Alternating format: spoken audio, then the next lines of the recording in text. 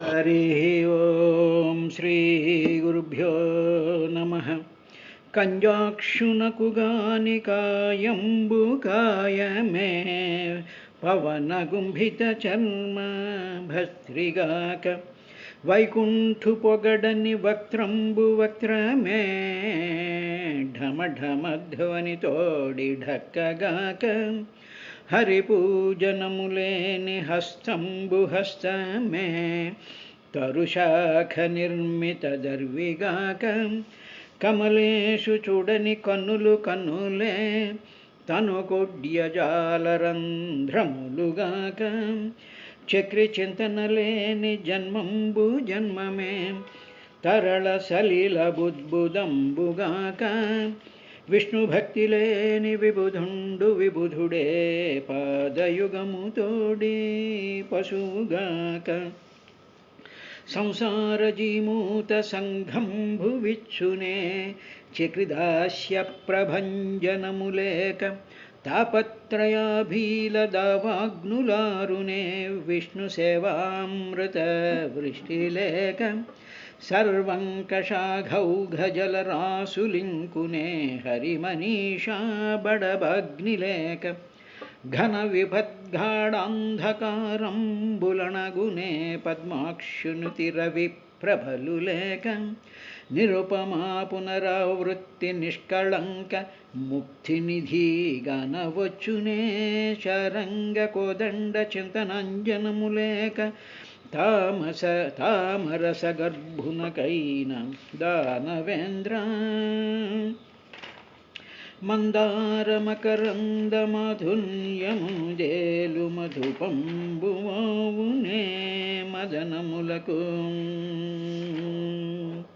నిర్మల మందాకిని వీచికల తూగురాయంచ సనునిత రంగిణులకు లలిత రసాల పల్లవ ఖాదియై చొక్కు కోయిల శరునే కుటజములకు పూర్ణేందు చంద్రికా స్ఫురిత చకోర కంబరుగునే సాంద్ర నిహారములకు అంబుజోదర దివ్య పాదారవింద చింతనామృతపాన విశేష మత్త చిత్తమేరీతి ఇతరంబు చేరనేర్చు వినుత గుణశీల మటలు వేయునేల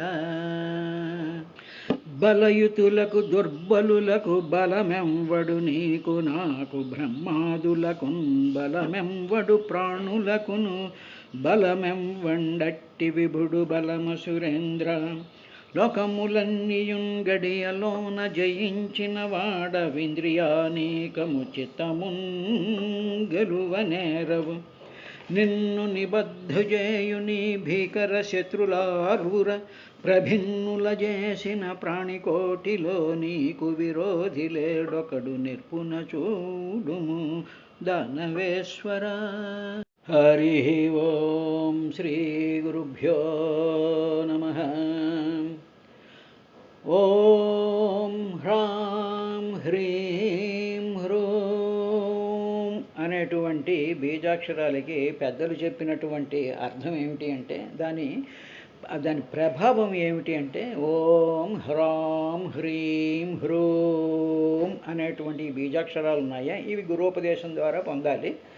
ఆ బీజాక్షరాలకి మామూలుగా వాటి యొక్క అర్థం ఏమిటి, వాటి యొక్క ప్రభావం ఏమిటంటే హృదయంలో ఉండేటువంటి వాడు, తరువాత పాపాలను పోగొట్టేటువంటి వాడు అని దాని యొక్క అర్థం అని చెప్పి పెద్దలు చెప్పారు. కాబట్టి ఆ బీజమంత్రాలకి అర్థం అంటే ప్రయోజనం. ఓం హ్రాం హ్రీం హ్రూం అనేటువంటి హృదయంలో ఉండేటువంటి ఆ స్వయంజ్యోతి ప్రకాశం అయినటువంటి హృద్దేశే తిష్టతి అర్జున అనేటువంటి ఆ పరమాత్మ యొక్క హృదయంలో ఉన్నప్పుడు మనం ఈ బీజాక్షరాలను కానీ మనం జపం చేసినట్లయితే అప్పుడు మన హృదయంలో ఆయన ఉంటాడు. ఉండి మనలో ఉండేటువంటి సమస్తమైనటువంటి పాపములు అంటే ఏమిటి అంటే మనలో ఉండేటువంటి చింతలు, దుఃఖాలు, డల్నెస్, అనారోగ్యాలు ఇవన్నీ ఉన్నాయి చూసారా, ఇవన్నీ పాపములు అంటే శరీరం ఏదైతే పట్టి పీడిస్తూ ఉంటుందో దాన్ని పాపము అంటాం. అందువల్ల ఇవన్నిటినీ కూడా పోగొట్టేటువంటిది అని అర్థం. అది అయిన తర్వాత లోకంలో స్వామి ఓ పరీక్షితు, లోకంలో స్త్రీలందరూ కూడా ఏం చేస్తూ ఉంటారంటే ఋషికేశ్వరుడైనటువంటి ఆ పరమాత్మనే వాళ్ళు ధ్యానం చేస్తారయ్యా. చేసి వాళ్ళు నువ్వు పరిపూర్ణమైనటువంటి స్వతంత్రుడివి, నిన్ను వాళ్ళు పూజ చేస్తారు. పూజ చేసి నీకేవో మొక్కులు మొక్కుకొని మాకు సంతానం కావాలి అని వాళ్ళు కోరుకుంటూ ఉంటారు. అలా కోరుకున్న తర్వాత సంతానం కావాలి అని కోరుకున్నటువంటి వాళ్ళు మరొక వ్యక్తిని లోకే పతిం ఆశాసతే అన్యం ఇంకొక వ్యక్తిని భర్తగా పొందుతారు.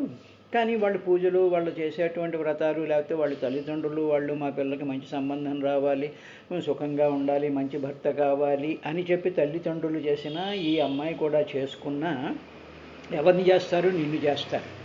నిన్ను పూజిస్తారు, నిన్ను కోరుకుంటారు, నువ్వే కావాలి అనుకుంటూ ఉంటారు. అనుకునేటువంటి వాళ్ళకి అన్యం పతిహి మరొక వ్యక్తిని భక్తగా వాళ్ళు పొందుతారు.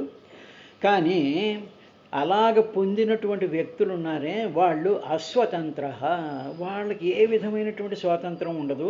వాళ్ళకి ఏదో మేము చాలా స్వతంత్రంగా ఉన్నాము, మా పెళ్ళాన్ని నొక్కేసేస్తున్నాం, మా పెళ్ళాన్ని మేము కంట్రోల్ చేసేస్తున్నాం, అది చేస్తున్నాం, ఇచ్చేస్తున్నాం అని అనుకుంటారు. కానీ ఆ వ్యక్తులందరూ కూడా అస్వతంత్ర, వాళ్ళకి ఏ విధమైనటువంటి స్వతంత్రత ఉండదు. అలాంటి వాళ్ళకి అటువంటిది ప్రతి వ్యక్తి మానవుల యొక్క జీవితంలో ఇవి జరుగుతూనే ఉంటాయి. ఆరాధ్యాలోకే ఈ లోకంలో వీళ్ళు ఇలా ఉంటారయ్యా స్త్రీలు. కానీ మరి వాళ్ళకి సంతానం వస్తోంది, ధనం వస్తోంది, సుఖం వస్తోంది, ఆయుర్దాయం వస్తోంది, తరువాత వాళ్ళకి కావలసినటువంటి ప్రియమైనటువంటి వస్తువులన్నీ వస్తున్నాయి కదా. వాళ్ళు ఏమనుకుంటారు, మా భర్త వల్ల ఇవన్నీ వస్తున్నాయి, మా భర్త నేనేదో పుణ్యం చేసుకున్నాను కాబట్టి నా భర్త నా మాట వింటూ నాకు కావలసినవన్నీ చేసి పెడుతున్నాడు అని అనుకుంటారు వాళ్ళు. కానీ ఈ ధనాన్ని కానీ, సంతానాన్ని కానీ, ఆయుర్దాయాన్ని కానీ, ఈ స్త్రీ కోరుకున్నటువంటి ప్రియమైనటువంటి వస్తువులు వేటిని కూడా ప్రియం ధనాయుంషి అతో అస్వతంత్రత వాటిల్ని పరిపాంతి నా, ఈ వ్యక్తి రక్షించలేడు, ఈ వ్యక్తి అధీనంలో ఉండదు. మరి ఎవరండి? మరి నా మొగుడే కదా కొనిస్తున్నాడు, నా మొగుడే కదా రక్షిస్తున్నాడు, నా మొగుడే కదా కాళ్ళు నొప్పి వస్తే ఏదో డాక్టర్ దగ్గర తీసుకెళ్తున్నాడు, నన్ను ప్రేమగా చూసుకుంటున్నాడు అంటే కాదురా. ఇది జాగ్రత్తగా గమనించాలి. ఆ వ్యక్తి నువ్వు చేసుకున్నటువంటి పూజల వల్ల ఆ వ్యక్తి నీకు లభించాడు. ఆ వ్యక్తికి నీ మీద ఆ భగవంతుడికి నీ మీద దయగలిగి ఆ వ్యక్తిలో ఆ బుద్ధులను ప్రవేశపెట్టడం వల్ల ఆ ఇన్స్ట్రుమెంట్ ద్వారా నిన్ను చేస్తూ ఉన్నాడు. ఇప్పుడు ఏదైనా మేక్ ఏదైనా బిగించాలనుకోండి, బిగిస్తే స్క్రూ డ్రైవర్ దాని మీద పెడితే అది చెయ్యదు కదా.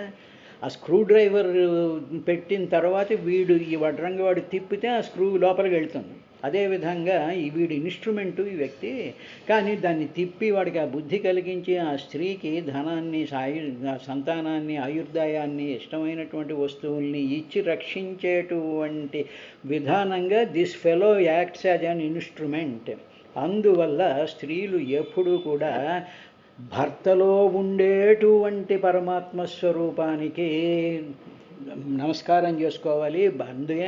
అందుకే ప్రతియే ప్రత్యక్ష నారాయణ స్వరూపం అనడానికి కారణం ఏమిటంటే వాడికి 4 భుజాలు, శంఖం చక్రం, మేకప్ వేసేసేసి ఏదో సినిమాలో చూపించడం, హారతలు ఇవ్వడం కాదు. ఆ లోపలుండేటువంటి పరమాత్మ యొక్క భావాన్ని ఈ స్త్రీ చూసుకున్నట్లయితే అప్పుడు ఆ భావం ఈ పురుషుల్లో కలిగి రక్షించడానికి అవతారం అవుతాడయ్యా. కానీ మామూలుగా మానవుడు అనేటువంటి వాడు అస్వతంత్రత అని చెప్పిన తర్వాత ఇంకా ఈ రక్షించేటువంటి లక్షణం ఎవరికి ఉంటుంది, ఎలాంటి వాడు రక్షించగలడు అనేటువంటి విషయాన్ని చెప్తూ సవై పాతి స్యాదకుతో భయ స్వయం సమంతతః పాతి భయాతురం జనం స ఏక ఏవేతరధామిధో భయం న ఏవ ఆత్మ లాభాదది మన్యతే పరం అని ఏం చెప్పాడు అంటే సుఖబ్రహ్మ, ఎవడైతే స్వయంగా దేనివల్ల కూడా భయపడడో అట్టివాడు మాత్రమే, దేనికి భయపడనటువంటి వాడు ఒక వ్యక్తి ఉన్నాడు అనుకో పరీక్షతు, దేనికి భయపడ్డు, దేనికి భయపడనటువంటి వ్యక్తి మాత్రమే అట్టివాడే, అటువంటి లక్షణం కలిగినటువంటి వాడే భయంతో కంగారు పడుతూ చింతతో ఉండేటువంటి జనుల్ని అన్ని విధాలుగా రక్షించగలిగినటువంటి వాడు అవుతాడు. వీడే భయపడిపోతూ ఉంటే, ఇప్పుడు ఆపరేషన్ చేయాలనుకోండి డాక్టరు, వాడికే చేతులు వణికిపోయి వాడికే చెమటలు పెట్టేసేసి వాడే కళ్ళు బైర్లు కమ్మేస్తూ ఉంటే వాడు అవతల భయపడుతూ ఉండేటువంటి రోగికి వాడేం ఆపరేషన్ చేస్తాడు, ఏ మందు ఇస్తాడు? కాబట్టి ఎవడి భయం లేనటువంటి వాడే, ఏ దేనికి కూడా భయపడనటువంటి వాడు మాత్రమే భయపడేటువంటి జనులని కానీ జంతువుల్ని కానీ సృష్టిని కానీ రక్షించేటువంటి వాడు. అటువంటి వాడే రక్షకుడు. అటువంటి వాడు స్వామి నీవు మాత్రమే, ఆ పరమాత్మ మాత్రమే, నీవు మాత్రమే. అంతేగాని ఇతరులను ఆశ్రయించడం వల్ల వాళ్ళు చాలా మా భయాన్ని వాళ్ళు పోగొడతారండి. వాళ్ళ దగ్గరికి వెళ్ళి కూర్చుంటానండి, మాకు ఇంకా అబ్బో అద్భుతమైనటువంటి ప్రశాంతత వచ్చేస్తుంటుంది. నీ బొంద అవన్నీ అబద్ధాలవే. నీవు ఒకరి వలన మరి ఒకరికి భయం కలుగుతూనే ఉంటుంది. ఒకరిని చూస్తే మరొకరికి భయం కలుగుతూనే ఉంటుంది. కాబట్టి ఆత్మజ్ఞానాన్ని పొందడం అనేటువంటి ఆ పురుషార్థం తర్వాత ఆత్మజ్ఞానం పొందడమే మనం పొందవలసినటువంటి పురుషార్థం అని చెప్పి మహాత్ములు చెప్తూ ఉంటారయ్యా. ఎప్పుడైతే నువ్వు ఆత్మజ్ఞానాన్ని పొందుతావో, ఎప్పుడైతే నీలో పరమాత్మ ఉన్నాడని, పరమాత్మయే సర్వానికి స్వతంత్రుడని, ఆ పరమాత్మ వల్లే మన దేహ వ్యవస్థలు, మన ప్రాణ వ్యవస్థలు, మన ఆలోచన వ్యవస్థలు, మన కర్మలు ఇవన్నీ కూడా పరమాత్మ ఉండడం వల్ల ఆ ప్రభావం వల్లే జరుగుతున్నాయి అని చెప్పి ఆ పరమాత్మ యొక్క జ్ఞానాన్ని పొందడమే అసలైనటువంటి పురుషార్థం అని మహాత్ములు గ్రహిస్తారయ్యా. వాళ్ళు మిగతా పురుషార్థాలను ఏమీ గ్రహించరు. కాబట్టి అటువంటి పరమాత్మను ధ్యానించాలి అని చెప్తూ ఏమన్నా స్వయం తాను అకుతో భయ, స్వయంగా తాను దేని వలనైతే భయపడడో, భయాతురం భయం చేత భయపడుతూ ఉండేటువంటి జనం సమంతత పాతి, అలా భయపడేటువంటి వాళ్ళందరినీ కూడా పాతి అంటే రక్షించేటువంటి వాడు. అట్టివాడు మాత్రమే రక్షిస్తాడు తప్ప మిగతావాడు ఎవడు కూడా ఎవరిని రక్షించలేడయ్యా. అంతే ఆత్మజ్ఞానం కలిగినటువంటి మహాత్ములను మాత్రమే పట్టుకోవాలి కానీ 4 పూజలు చేసి 5 కబుర్లు చెప్పి 4 ప్రవచనాలు చెప్పేసేసేటువంటి వాడు ఏదో మమ్మల్ని పొడి చేస్తాడు, మమ్మల్ని ఉద్ధరించేస్తాడు, మమ్మల్ని తక్కడి తీసుకెళ్ళిపోతాడు అనేటువంటివన్నీ పూర్తయినటువంటి అబద్ధాలు. కాబట్టి అందుకనే అంటాడు మహాత్మా సుదుర్లభ అన్నాడు భగవద్గీతలో ఆత్మసంయోగ యోగంలో. మహాత్ముడైనటువంటి వాడు సుదుర్లభ, వాడు దొరకడు. అడ్డమైన ప్రతి వాడిని పట్టుకుని వాళ్ళకి పూజలు చేసేసి వాడే గొప్పవాడు అనుకుంటూ ఇంకా వాడి చుట్టూ తిరగడం అనేటువంటిది కాదు. అది ఎవరిని పట్టుకోవాలి అంటే దేనిని చూసినా కూడా భయపడనటువంటి వాడు పరమాత్మ అక్కడే. అందుకనే అభయహస్తము అని ఉంటుంది. ప్రతి దేవతా విగ్రహంలోనూ కూడా అభయహస్తం అన్నవి చూపిస్తాడు. అభయహస్తము అంటే ఏమిటనమాట, నేను దేనికి భయపడను, మిమ్మల్ని భయపడకుండా చేస్తాను. కాబట్టి ఎందుకండి భయం గురించి ఎందుకు చెప్తున్నారంటే ప్రతి మానవుడికి, ప్రతి ప్రాణికి, ఏ ప్రాణి అయినా సరే ఆ ప్రాణికి భయం అనేటువంటిది ఇన్బిల్ట్గా ఉంటుంది. కాబట్టి ఈ భయం వల్ల ఏం చేస్తూ ఉంటాము అంటే మనకి భయం వేసేస్తూ ఉండి చింతలు వచ్చేస్తూ ఉండేటప్పుడు భగవంతుడి పాదాలు పట్టుకుంటాం. స్వామి మాకు భయంగా ఉంది, మాకు ఈ చింతగా ఉంది, దీనివల్ల ఇలా ఉంది అని భయపడుతూ ఉంటాం.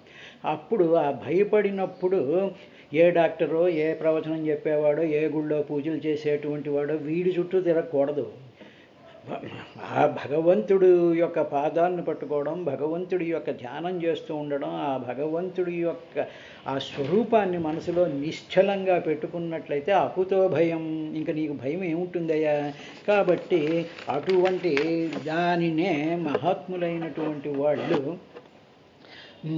ఇంకొక పురుషార్థం ఉండదు అని చెప్పారయ్యా అని చెప్తూ ఇంకా ఆ స్త్రీలు ఏమిటి ఆ స్త్రీలందరికీ కూడా సమస్తమైనటువంటి కోరికలు ఎందుకు తీరిపోతాయో అనేటువంటి విషయాన్ని తర్వాత చెప్తూ, యా తస్య తే పదసరోరుహార్హణం నికామయత్సాఖిల కామలంపట తదేవ రసీప్సితమీప్సితోర్చితో యద్భగ్నయాంఛా భగవన్ ప్రతప్యతే. భగవాన్, ఓ భగవంతుడా, యా ఏ స్త్రీ అయితే, తస్య ఏ స్త్రీ అయితే అలాంటి అంటే భయాన్ని పోగొట్టేటువంటి తస్య అట్టితే నీ నీ నీ ఏది భయాన్ని పోగొడుతుందంటే పాద సరహ రుహ అర్హణం, నీ పాద పద్మాలనేటువంటి పాద సరసిజాలనేటువంటి వాటి యొక్క పూజను ఎవరైతే చేస్తూ ఉంటారో, అలాగ నిష్కామంగా ఏ స్త్రీలైతే పూజ చేస్తూ ఉంటారో అటువంటి వాళ్లకు నువ్వన్ని కోరికలను కూడా అఖిల కామలంపట ఈప్సిత, నువ్వు వాళ్ళు ఏం కోరినా కూడా నువ్వు ఇచ్చేస్తావయ్యా. ఎవరు? స్త్రీలు. స్పెసిఫిక్గా ఇక్కడ స్త్రీలు అని చెప్తున్నారు. ఎందుకు స్త్రీలు అంటే పరమాత్మ యొక్క పాదాలను నిత్యము కూడా స్పృశిస్తూ పాదాలని ఒత్తుతూ ఉండేటువంటి శ్రీ మహాలక్ష్మి స్త్రీ స్వరూపాలు కాబట్టి సమస్తమైనటువంటి స్త్రీ ప్రాణులన్నీ కూడా ఈ సృష్టిలో వాళ్ళందరూ కూడా లక్ష్మీ స్వరూపాలైనటువంటి వాళ్ళు కాబట్టి వాళ్ళు ఎప్పుడూ కూడా నిరంతరం ఆ పాదపద్మాలని పాద సరహరుహ అర్హణం, ఆ పాదపద్మాలను చేసినట్లయితే వాళ్ళ అన్ని కోరికలు తీరుతాయా. అంతేకాక అది అలా కాకుండా నువ్వు ఏం చేస్తూ ఉంటావంటే తత్ ఇప్పుడు ఆ నువ్వు పూజించేటువంటి వ్యక్తి ఒకడు ఉన్నాడు అనుకో, ఆ వ్యక్తిని నువ్వు ఏదో ఒక ఫలాన్ని కోరి ఏదో ఫలం కావాలి అని చెప్పి పూజించే వ్యక్తికి నువ్వు మామూలుగా మన చుట్టూ ఉండేటువంటి వాళ్ళు వ్యక్తులు కదా, ఆ వ్యక్తులకి వెళ్ళి నువ్వు పూజించేవనుకో, పూజించి వాళ్ళని కాకాపెట్టి వాళ్ళని పొగిడి వాళ్ళని ఏదో వాళ్ళ చుట్టూ తిరిగి లేకపోతే వాళ్ళ కోసం ఏదో తప్పిస్తున్నట్టుగా వాళ్ళకేమో రకరకాలైనటువంటి కానుకలు ఇస్తూ ఇలాగా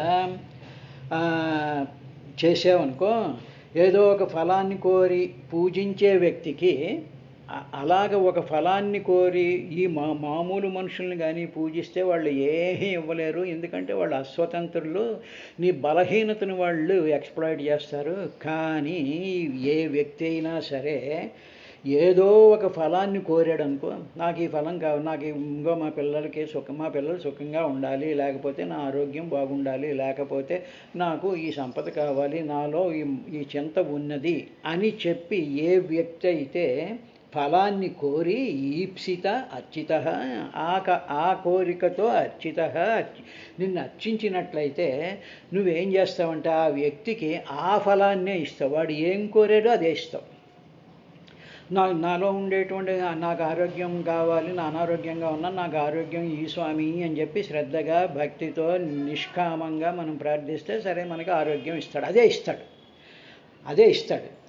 ఇప్పుడు అది ఇచ్చేసిన తర్వాత ఏమవుతుంటే యద్భగ్నయాః, సరే ఆ కోరిక తీరిపోయిందనుకో, ఉదాహరణకి నాకు ఆరోగ్యం బాగులేదు స్వామి, నా ఆరోగ్యాన్ని రక్షించు అంటాడు. వెంటనే సరే ఆ టైంకి ఎవరో మంచి సలహా చెప్తారు, ఏమంటే ఫలానా డాక్టర్ గారు బాగా చేస్తారండి అంటే మనం అన్ని డాక్టర్లను చూసాం, ఎవరు కుదర్చలేకపోయారు, ఎవరో వస్తారు, వచ్చి ఆ డాక్టర్ బాగా చేస్తాడండి అంటే వెంటనే ఆ డాక్టర్ దగ్గరికి వెళ్తే నువ్వు పూజించుకున్నావు కదా, భగవంతుని ధ్యానించావు కదా, వెంటనే ఆ డాక్టర్ నీ ఆ రోగాన్ని కుదిర్చేసిన తరువాత అప్పుడు ఏం చేస్తూ ఉంటాడంటే అలా ఆరోగ్యం కుదిరి పడిపోయింది. ఎప్పుడైతే నీవు ఆ భోగాన్ని ఆ సుఖాన్ని నువ్వు అనుభవించేసావో అది అంతమైపోయినప్పుడు వెంటనే ఆ సుఖం నీకు అంతమైపోతుంది కదా, అమ్మయ్య ఐఎమ్ రిలీవ్డ్ ఫ్రమ్ దిస్ అని చెప్పేసిన తర్వాత మళ్ళీ ఏం చేస్తావంటే ఆ తర్వాత మళ్ళీ అవే పనులు చేస్తుంది. ఏ పనులు చెయ్యకూడదని చెప్పారో, ఎంత జాగ్రత్తగా ఉండాలని చెప్పారో, ఎలా ఉండాలని చెప్పారో అనేటువంటి విషయాల్ని పాటించకుండా అప్పటికప్పుడు ఆ సొల్యూషన్ వచ్చేసిన తరువాత వెంటనే నువ్వు మళ్ళీ ఈ కర్మంలోకి వచ్చినప్పుడు ఆ వ్యక్తి ఏమిటి జరుగుతుందంటే ప్రతప్యతే, చాలా తాపాన్ని పొందిపోతాడు. అంటే ఏమిటన్నమాట, నా కోరిక తీరిపోయింది, ఐఎమ్ ఓకే అయిపోయింది అని చెప్పేసేసి ఇంకా భగవంతుడిని మర్చిపోయి, ఆ పూజని మర్చిపోయి, ఆ స్తోత్రాన్ని మర్చిపోయి, ఆ ధ్యానాన్ని మర్చిపోయి, ఆ చింతని మనసులో పెట్టుకోకుండా అమ్మయ్య whatever I decided it has come to me అంటాడు. అనగానే తర్వాత ఏమైపోయింది, నువ్వు భగవంతుడి పాదాలు వదిలేసావు, నీ కోరిక తీరిపోయింది అనేటువంటి సంతృప్తిలో పడి కొట్టుకుంటున్నావు, అలాంటప్పుడు నీకు దుఃఖమే వస్తుందయ్యా అని చెప్పాడు. యద్భగ్నయా యాంఛా భగవన్ ప్రతప్యతే, భగవన్ వినిష్టమైనటువంటి కోరిక నీకు అయిపోతుందయ్యా, అప్పుడు ప్రతప్యతే, చాలా బాధపడిపోతావు అన్నాడు. అందువల్ల ఏమిటి చెప్పారు అంటే నికామయేత్, నికామం, ఏ విధమైనటువంటి కోరికలు లేకుండా పరమాత్మ యొక్క పాదాల మీద నిరంతరము కూడా మనం నమస్కారం పెట్టుకుంటూ ఉంటే మన కోరికలు ఏమండి, నిత్యం ఎవరికి కోరికలు ఉండవు కదా, ఎప్పుడో ఏదో కష్టం వచ్చినప్పుడో ఏదో కొంచెం బాధ కలిగినప్పుడో అప్పుడే కోరికలు వస్తాయి. మామూలుగా ప్రతిరోజు యాంత్రికంగా జీవితం గడిపేటువంటి సామాన్య మానవులకి ఏం కోరికలు ఉంటాయి, ఏం కోరికలు ఉండవుగా. మరి ఏమీ కోరికలు లేనప్పుడు ప్రశాంతంగా కూర్చుని హాయిగా పరమాత్మ యొక్క పాదాలని, ఆ అద్భుతమైనటువంటి ఆ వెంకటేశ్వర స్వామినో అమ్మవారినో రాముల వారినో ఎవరో వాళ్ళ పాదాలను తలుచుకుంటూ ఆ స్తోత్రాలు చదువుకుంటూ స్వామి స్వామి స్వామి అని అలా చెయ్యొచ్చు కదా. ఎప్పుడు డెఫినెట్గా కోరికలు వస్తాయి, డెఫినెట్గా ఏదో కష్టం వస్తుంది, ఏదో చింత వస్తుంది, ఏదో అవసరం పడుతుంది, అప్పుడు ఎలాగా మనం భగవంతుడి పాదాలు పట్టుకుంటాం. అది మాత్రం చాలా తక్కువ టైంలోనే ఉంటాయి, కానీ మిగతా టైం అంతా కూడా ఖాళీగానే ఉంటుంది. కాబట్టి అటువంటప్పుడు దుఃఖం రాదు. ఈ కోరిక మీద కోరిక ఉండి నీకు ఆ కోరికలు తీరిపోయిన తర్వాత కొత్త కోరికలు వస్తాయి. అవి తీరవపోయేటప్పటికేమో పరితప్యతే, తాపం పడిపోతూ ఉంటావు. కాబట్టి అందుకనే భగవద్గీతలో నిస్పృహ సర్వకామేభ్య అంటాడు. నిస్పృహ సర్వకామేభ్య, అన్ని కోరికల యందు నిస్పృహ, ఏమీ స్పృహ ఉండకూడదు నీకు నీ మనసులో కోరిక వస్తుంది, కోరిక వస్తే వచ్చిందా సరే ఓకే లెట్ ఇట్ కమ్. అదే ఏదో మాత్ర వేసుకోవాలి, లేకపోతే ఏదో రక్తం గారిపోతున్నప్పుడు దాన్ని ఏదో వైద్యం చేయించుకోవాలి, అవి కోరికలు అనరు, అవి ఎసెన్షియల్స్ అంటారు. అందువల్ల ఏమిటి అంటే భగవంతుడి యొక్క పూజ చేయడం, మన శరీర మాధ్యం ఖలు ధర్మ సాధనం అన్నారు. కాబట్టి ఈ శరీరాన్ని రక్షణ కోసం నీకు వివేకం ఇచ్చాడా, ఏది తినకూడదో, ఏది తినాలో, ఏది ఎంతవరకు తినాలో, అవి అలా ఉండడం వల్ల నీకు దుఃఖం అనేటువంటిది ఉండదు. నీ శరీరం పనికొస్తుంది భగవంతుడిని. ఏమీ పర్వాలేదని వాడు ఎవడో ప్రవచనకారుడు అన్నాడు, నవరసాలు అనుభవించేయాలి, కాకిలాగా 100 ఏళ్ళు బతులేదు, హంసలాగా అలాంటి పిచ్చి మాటలు, అటువంటి దుర్మార్గపు మనస్తత్వం కలిగినటువంటి వాళ్ళని మనం ఫాలో అవ్వకూడదు. మనం ఎవరం కూడా 100 ఏళ్ళు 150 ఏళ్ళు 200 ఏళ్ళు బతికయ్యం. ఈ శరీరం అనేటువంటిది చింత లేకుండా ఉంటేనే భగవంతుడి మీద పడుతుంది మనసు. చింతలు కానీ అనారోగ్యాలు కానీ మరొకటి ఉంటే కానీ పరుగు డాక్టర్ల దగ్గర పరిగెత్తి వాడికి డబ్బులు ఇస్తూ ఉండి వాడు ఇంకా హాస్పిటల్లో కుర్చీల మీద కూర్చొని ఏడుపు మొహాలు ఎట్టుకుని దీనమొహాలు ఎట్టుకుని మనం పడిపోతే ఎవడు మనకి చేస్తాడు, ఎవడు నీళ్లు పోస్తాడు అనేటువంటి దాన్ని అన్నీ వస్తాయి. అందువల్ల నీకు వివేకం ఎందుకు ఇచ్చాడు అంటే నిస్పృహ సర్వకామేభ్య. కాబట్టి అనుభవించేయాలి అనేటువంటిది చాలా రాంగ్ కాన్సెప్ట్. మొత్తం భగవద్గీత కానీ భాగవతం కానీ ఇంద్రియ నిగ్రహం అని ఎందుకు అంటుంటుంది అంటే నీకు వ్యపాతయేతు, తాపం పొందుతావు కాబట్టి ఇంద్రియ నిగ్రహం ఉండాలయ్యా అని చెప్పిన తర్వాత ఇంకా ఆయన ఏమన్నాడు అంటే మత్ప్రాప్తయేజేషు సురాసురాదయ తప్యంత ఉగ్రం తప ఇంద్రియేధియ ఋతే భవత్పాదపరాయణాన్న మాం వింజంత్యహం త్వదృదయాయతో జితః. స్వామి, ఓ భగవంతుడా, నీవు పరాజయం ఎరగవయ్యా, నువ్వు ఎవరి చేత ఓడింపబడలేదు. నువ్వు తర్వాత బ్రహ్మగారు, రుద్రుడు, తర్వాత దేవతలు, రాక్షసులు, వీళ్ళందరూ కూడా ఇంద్రియ భోగాలలో మనస్సు తగులుకున్నటువంటి వాళ్ళే. అలా తగులుకున్నారు వాళ్ళు. తర్వాత నిన్ను పొందగోరి కఠినమైనటువంటి తపస్సులు చేస్తూ ఉంటారు. అంటే ఏమిటి? ఎటువంటి వాళ్ళంటే పరాజయం ఎరుగవు నువ్వు. బ్రహ్మగారు కానీ, రుద్రుడు కానీ, దేవతలు కానీ, రాక్షసులు కానీ మొదలైనటువంటి వాళ్ళందరూ ఇంద్రియ భోగాలలో వాళ్ళ మనసులు తగులుకునే ఉంటాయి. అంటే బ్రహ్మగారికి సృష్టి చేయాలి అనేటువంటి కామన, రుద్రుడికి సంహారం చేయాలి అనేటువంటి కామన, ఇంకా చెప్పక్కర్లేదు. దేవతలకి రకరకాలైనటువంటి కామనలు ఉంటాయి. రాక్షసులకి చెప్పక్కర్లేదు. రావణాసురుడు కానీ, కుంభకర్ణుడు కానీ, హిరణ్యకశిపుడు కానీ, వీళ్ళని సకల లోకాలు జయించాలి, సకల సంపదలు అనుభవించేయాలి, అన్నీ మాకే ఉండాలి, మాకు ఎవరూ ఎదురు చెప్పకూడదు, ఇలాగ రకరకాలైనటువంటి కోరికలతో అందరూ ఉంటారు అని వాళ్ళ పేర్లు ఎందుకు చెప్పారంటే, మీకు అలా కోరికలు ఉంటాయి అని అన్నారంటే మళ్ళీ మాకేమీ లేవు అని దెబ్బలాడతారని చెప్పి అలా చెప్పారు. చెప్పిన తర్వాత ఇలాగుంటారు వాళ్ళు. అప్పుడు ఆ కోరికల వల్ల వాళ్ళు పడినటువంటి దుఃఖాలని వాళ్ళు గ్రహించుకుని అప్పుడు ఏం చేస్తారంటే రియలైజ్ అయ్యి నిన్ను పొందగోరి కఠినమైనటువంటి తపస్సులు చేస్తారయ్యా. కానీ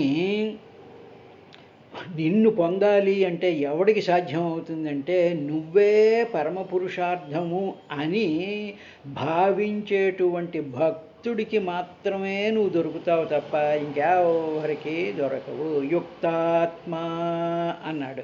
ఏకభక్తి యుక్తాత్మ, అటువంటి వాడే మాం ప్రపద్యంతే, నన్ను పొందుతాడు. అంటే ఏమిటనమాట? నువ్వే కావాలి నాకు. ఈ కోరికలు, ఈ ప్రవచనాలు, ఈ గుళ్ళు, ఈ గోపురాలు, ఈ మనుషులు, ఈ రుచులు, ఇవి ఏవి కాకుండా నువ్వే కావాలి అని చెప్పి సమస్త ఇంద్రియాలకు ఉండేటువంటి కామన్లన్నిటినీ కూడా నీ మీదకే ఫోకస్ చేసి ఎవరైతే కోరుకుంటూ ఉంటారో వాళ్ళు మాత్రమే నిన్ను పొందుతారు.